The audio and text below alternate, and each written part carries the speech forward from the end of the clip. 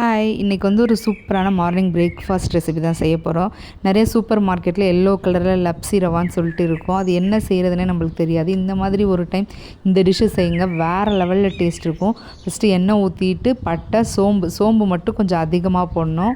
பிரியாணி இலை போட்டு அதுக்கப்புறம் வெங்காயம், தக்காளி, அதுக்கப்புறம் சால்ட்டு தேவையான அளவு, வேர்க்கடலை, பச்சை மிளகா இது போட்டு நல்லா வதக்கிடுங்க. அதுக்கப்புறமா பார்த்திங்கன்னா உருளைக்கிழங்கு, கேரட், நான் இது 2 காய்கறி சேர்த்துருக்கேன்.